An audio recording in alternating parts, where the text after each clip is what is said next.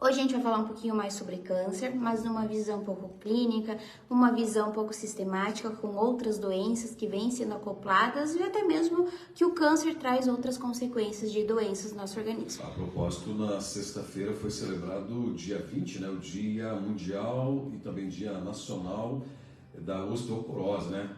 É uma condição que os ossos perdem densidade e qualidade, né? Tornam-se frágeis e propensos a fraturas, né, Nutri? E a alimentação, ela influencia diretamente nisso, né? Exatamente, a alimentação é tudo. A osteoporose, a osteopenia, é considerado um aumento maior gradativo de perda óssea, isto é, perda de cálcio também nos ossos, a partir dos 60 anos. Só que a gente precisa perceber e entender que esse processo acontece muito antes.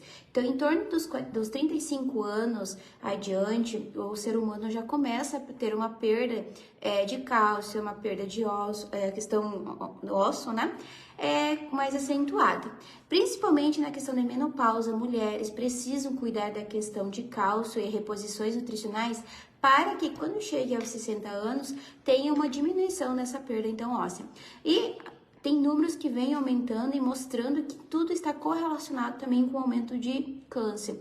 E realmente a gente atende muitos pacientes que o câncer vai se manifestando e vai aí agredindo a questão óssea. E a gente tem complicações severas, porque quando a gente fala de osso, vamos dizer assim, além da pessoa ter uma fratura, aquela pessoa idosa, principalmente, às vezes tem fratura de fêmur, na perna. Então, quem nunca viu uma pessoa idosa que tem uma fratura, pensa, ela fica mais de 30 dias depois sem poder se movimentar, já tem aí complicações com os exames, tem complicações com o peso, complicações na sua dietoterapia, então já é um agravo ainda maior a partir dos 60 anos. E qual que é a relação entre o câncer e a alimentação, Nutri? Tudo, né? Tudo. Então, hoje a gente sabe que câncer também é uma doença sistemática, onde pode afetar de vários tipos, vários modos, órgãos diferentes, regiões diferentes do nosso corpo. Mas dentro da psicossomática traz que não é só a alimentação, mas os seus hábitos de vida saudável. Então, o que eu quero dizer com isso? Você tem que cuidar, em primeiro ponto, a sua alimentação, a sua parte emocional, terapêutica, de como você vive no seu dia a dia, questão familiar, questão profissional, bem como o exercício físico. Dentro da alimentação, o que a nutrição traz na questão da prevenção do câncer? Tudo, tá? Então, a alimentação, ela previne, uma alimentação certa e saudável, ela previne vários fatores de câncer. Falando de uma pessoa que já tem câncer... Exatamente, eu ia adentrar nisso, né? Como a nutrição do paciente com câncer pode auxiliar no processo, então, do tratamento, agora falando do tratamento. Isso, falando então agora da fase oncológica que a gente fala. A gente tem a fase inicial de quem vai começar um tratamento de câncer, a gente tem a fase... durante o tratamento e a fase paliativa. A gente já vai falar o que é a fase paliativa, inclusive. Então, para quem está iniciando um tratamento com radioterapia, quimioterapia ou fez algum processo cirúrgico ou transplante, essa pessoa provavelmente ela tem náuseas, vômitos, ela tem muitos sinais e sintomas devido ao tratamento. Isso faz influenciar também diretamente na alimentação, que acaba muitas vezes tendo um déficit nutricional, desnutrição ou um excesso de peso demasiado. O que é isso? Muito inchaço corporal. Então, o tratamento do câncer ele tem esses dois viés. Ou a pessoa ela vai emagrecer muito por desnutrição, ou ela vai ganhar muito peso por inchaço corporal. Dentro desse processo, a gente precisa entender que como eu falei, a pessoa tem náuseas. Como que um paciente oncológico vai conseguir se alimentar?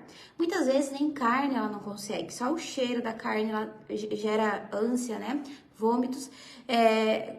Quais tipos de preparações? Então aqui entra muito exclusiva a nutrição dietoterapia que a gente fala, de utilizar alimentos saudáveis, na qual a gente vai preparar de uma forma especial para que essa pessoa consiga consumir. Tanto na alimentação sólida, que a gente fala, ou dieta enteral ou parenteral. O que é isso, Nutri? É aquela dieta que a gente passa realmente por sonda, né? Ou vai ser por diluição, na qual a gente vai fazer uma parenteral. Então, cada caso é uma situação. Dieta paliativa é realmente quando o paciente oncológico está em fase terminal onde a gente vai tentar dar para essa pessoa os alimentos que ela mais gosta, os alimentos que dão uma energia e que diminua um pouco as dores. Porque na fase paliativa, geralmente esse paciente está com a metformina, remédio forte para dor, agora me fugiu o nome, mas não é esse nome. E claro, a gente precisa trabalhar então remédios e alimentação funcional que vai diminuir a dor desse paciente. É fato, é boato, é mito a questão do açúcar. Eu ouço falar muito que o açúcar alimenta o câncer. O açúcar também consumido em excesso, ele é prejudicial à saúde, não faz bem, né? Principalmente para quem tem diabetes, claro, mas ele também favorece outras patologias, né? Isso. O açúcar, a gente tem pesquisas científicas que mostram que ele é inúmeras vezes mais viciante e tóxico para o nosso corpo do que algumas drogas ilícitas. Então, a gente tem o açúcar como um vilão do nosso organismo.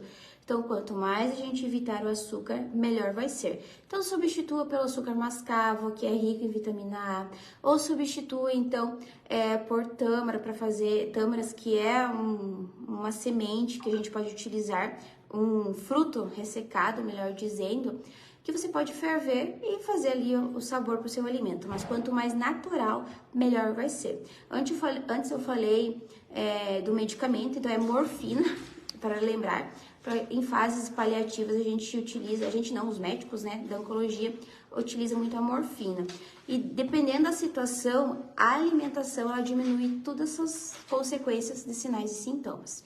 É um tema interessante, né? É importante você prestar atenção. A gente está falando sobre a questão do câncer, dos alimentos. A gente sabe que tem uma lista de alimentos aí que são saudáveis, são anti-câncer, né? Isso. O que você poderia relacionar aí nessa linha? Primeiro, são os alimentos antioxidantes. Para quem é meu paciente que está ouvindo nós aqui, inclusive, sabe, a Nutri fala muito, os alimentos vermelhos, frutas silvestres vermelhas, tá?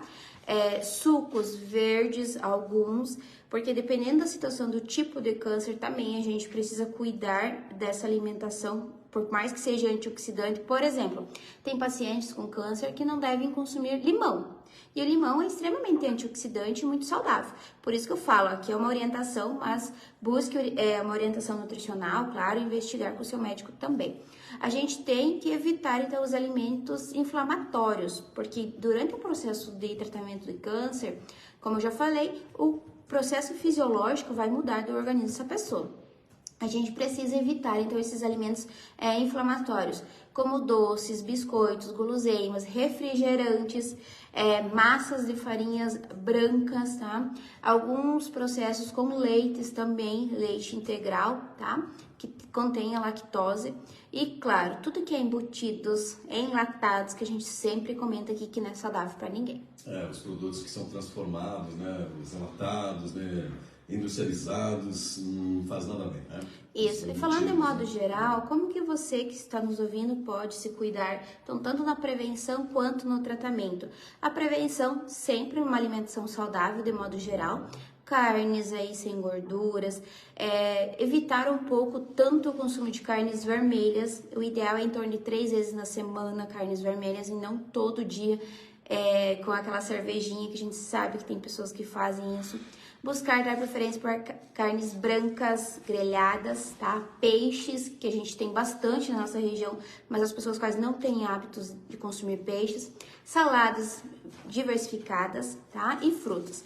Agora, uma pessoa que já está no tratamento para câncer, é um momento crucial de ter um nutricionista nesse momento. Vou ressaltar, é crucial, porque só o tratamento de quimioterapia, radioterapia, faz com que essa pessoa ela decaia bastante. A gente sabe que um tratamento para o câncer traz bastante déficit para essa pessoa. Então, ter um nutricionista clínico nesse momento é mais de 50% do tratamento. Então, a gente vai trazer com que a pessoa tenha mais energia, mais disposição. Às vezes, tem pessoas que estão em tratamento de câncer, que fazem acompanhamento nutricional, e algumas pessoas até falam, nossa, fulano não parece que está em tratamento. Por quê? Porque além de ter um equilíbrio mental, fazendo um tratamento de terapia ou psicólogos, tem o tratamento com o nutricionista junto. Então, por isso que tem muito mais curas e chances durante esse processo.